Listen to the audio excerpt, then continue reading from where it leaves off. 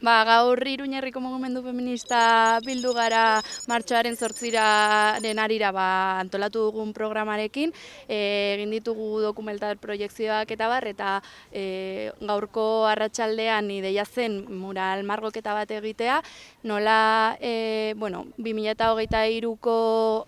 azaroaren 30ean greba feminista orokor bat antolatu genuen, bai mugimendu feministatik eta bere lidergotzarekin, baina baita ere gainontzeko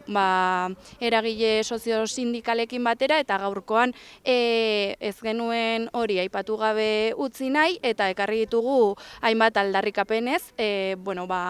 mural honetara. Ikusten duzuenez, privatizazioaren aurkako aldarriak daude, negozioaren kontrakoak, eta baita ere sistema publiko komunitario bat garatze aldera horren aldeko aldarrikapenak. Horrekin batera ere bai, zaintza eta etxeko langileen lan baldintzak hobetzeko aldarrikapenak ere bai aurkitzen dira muralean. Eta guzti hau, esan dudan moduan, martxoaren 8-aren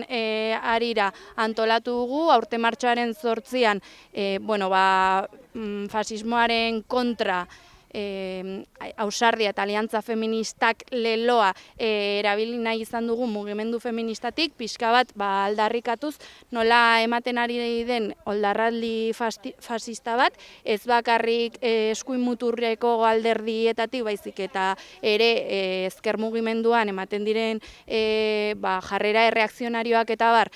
salatu nahi izan ditugu, eta horrez gain 3 ardatz nagusitan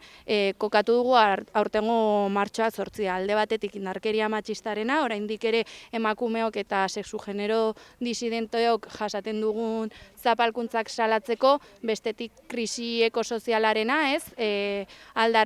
salatuz gaur egun oraindik lurra eta Euskal Lurraldeak geroz eta privatizatuagoak daudela, edo lurrarekin negozio egiten dutela, eta azkenik migrazio politiken ardatza salatu nahi izan dugu, ulertzen dugulako gaur egun sistema arrazista batean daudela oinarrituta, eta ezin dugu ukitu gabe utzi. Eta horrekin batera ere, elkartasuna adierazi nahi dugu munduan resistentzia egoeretan dauden herrialdeei elkartasuna adierazi nahi izan diogu. Bai Palestinari, Kurdistan, Saharari. Horrekin batera orduan nahi dugu jendartea orokorrean mugimendu feministatik deialdia egin, jendarteari etortzeko Antoñutira, eguerdiko ordu batetan, hortik abiaraziko baita mobilizazioa.